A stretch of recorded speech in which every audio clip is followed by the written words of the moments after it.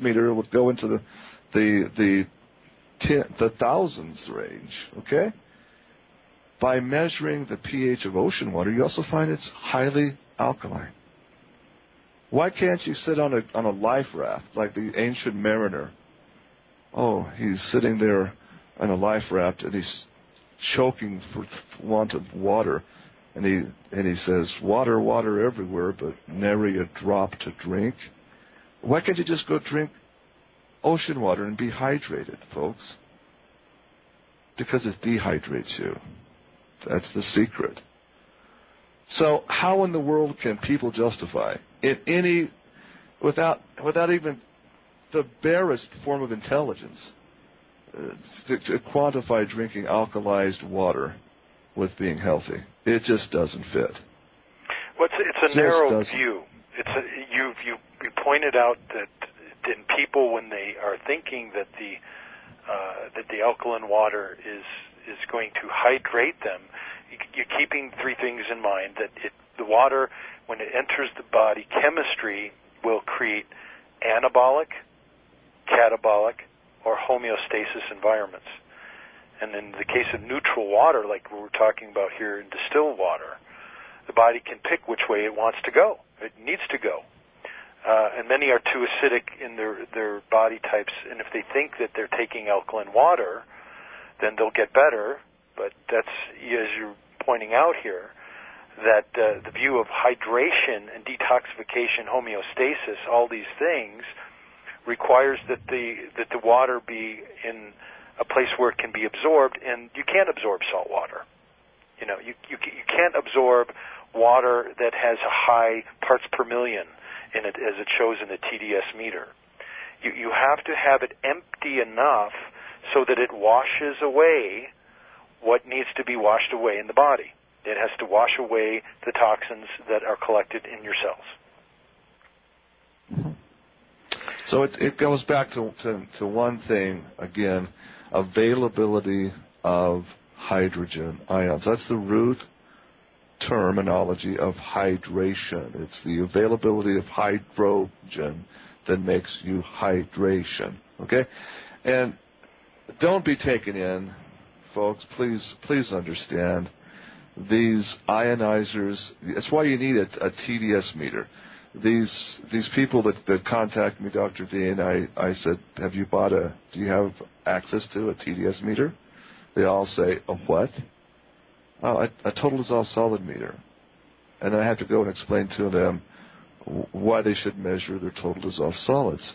And I tell you, it's so fun I said, you measure your raw tap water, then measure it after it goes through your ionizer and see what the difference is. If they've got a good unit, Dr. Dean, this ionizer will show maybe a 10% decrease in total dissolved solids, but most units actually see an increase in total dissolved solids. What's happening?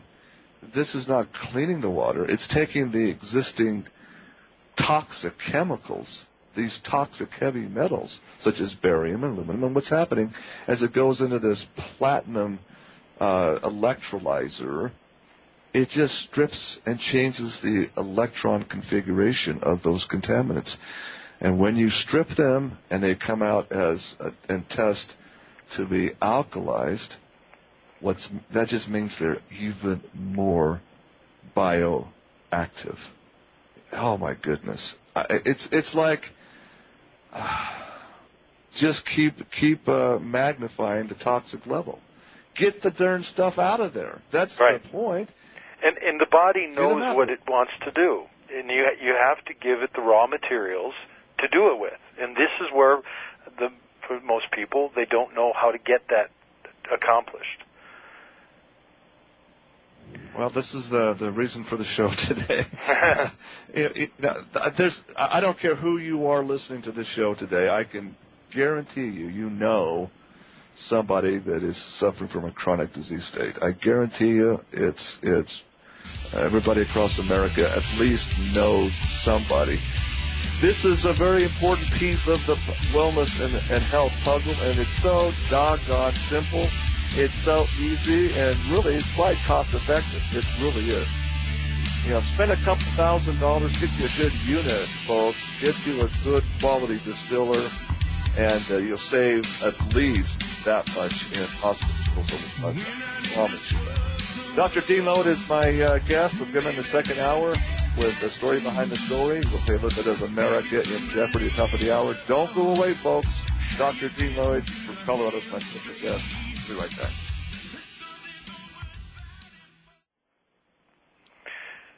We're having the type of challenges realizing how controlled our water is.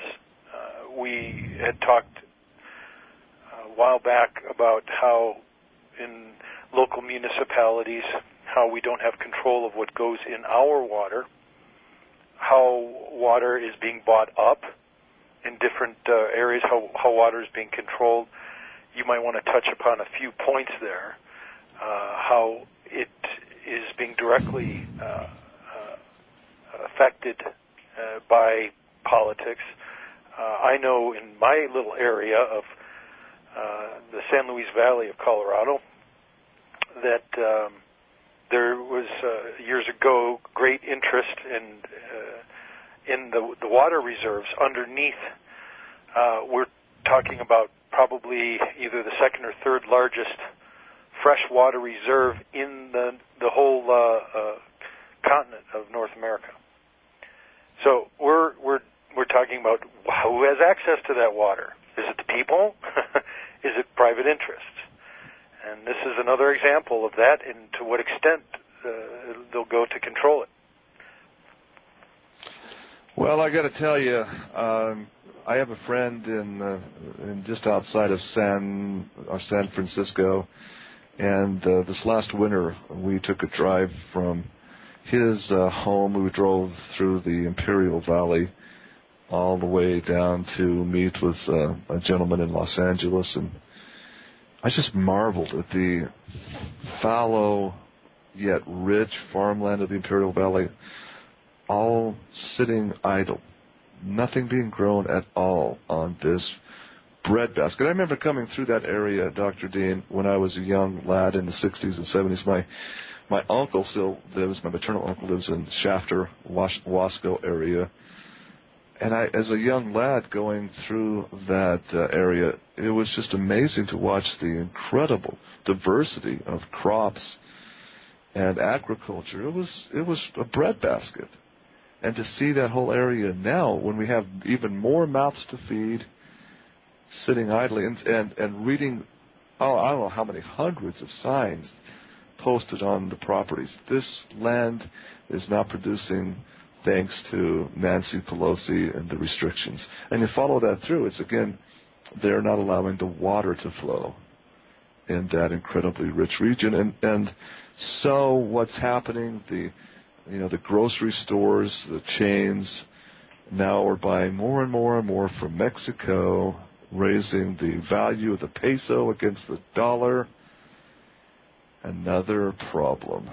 Another design problem with these Khazarian Satanists. That's what they are, folks. When you restrict the ability to even raise a crop and you control the flow of free water, you might as well just kiss America goodbye. Dr. Dean, we have a caller. Let's take our caller. We have Judy in Idaho on the line. Judy, how are you? Oh, yes. Hi. Thank you so much, and what a wonderful program you have with both of you two gentlemen today. I thought it was appropriate to call in because I don't know if you will know or remember, I've called in before, but I didn't have a voice.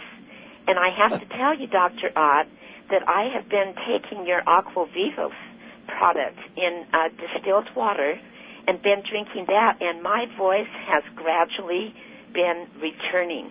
And it's been months since I've heard my voice. We love to hear your voice, Judy. You're such a sweet, sweet voice. I know who you are, and bless your heart. Yeah, we need your voice. We need the voice of 10,000 more Judys. Well, I have to tell you that every time they would spray those chemtrails over the last 10 years, my voice just started disappearing, and it would get very croaky and raspy, and sometimes it would disappear completely depending on how bad the spraying operation was that day. And when they didn't spray the chemtrails, I would have a pretty good voice. So I knew it was the chemtrails, and it has to be the bromine, the barium, whatever chemicals are in them are so toxic. But I think that your product, and I wanted people to hear this because the Aqua Vivos in that water is the only thing I have done differently that is making a difference. And I gradually am getting my voice back, and I just am amazed. You sound great, Judy. You really do, and thank you for that. I appreciate that call very much. So, Judy, you're very sweet for calling in and sharing that. Dr. Dean, I don't know if you know much about the Aqua Vivos product. It's a vegetable-based enzymatic product that again helps the hydrogen in distilled water become more charged with these electrons. It's electron additive cloud, okay? And the whole point is making it much more wet. The hydrogen being magnified is equivalent to what they call wetter water, more penetrating. And that is pleasant to hear somebody coming back from an illness like that and being hydrated and getting better. And as people age, they get more and more dehydrated. And if you're thirsty, you're already dehydrated. And think of all the things that people are taking, thinking they're liquids, right? Like coffee, soda, and there's sodium chloride and table salt. It's a chemical, and you're dehydrating yourself. Replenish yourself with clean water. Now, how is that accomplished? And we could go into a little bit about that. Her particular situation, she thinks she's being exposed to some toxic substances, and it may very well be that it's coming from her outside environment. But we have to remember that we're living in homes that could also be off-gassing, and that we're talking about water today, but realize that if we're detoxifying from our environment inside or outside, realize that the hydration part here includes the ability to take in water on the cellular level so the volume of water is met with the proper ratio of minerals, i.e. electrolytes. And how does that happen? Think about how we hydrate with people thinking about Gatorade. That's not what we recommend. It's been commonly thought that that's the way to hydrate your body. Sweet, it's chemical. There are better ways, and this is one of the reasons why when the Aqua Vivos is put into play, it changes the chemistry so that water can be taken into the cells. I've used it myself. I have had patients use it. It definitely has its place, and you fit yourself into another niche of our work here, True, with that product. So I use it myself. I think it's very, very good. Do you want to elaborate a little on that too? Well, yeah, I hate to become an infomercial.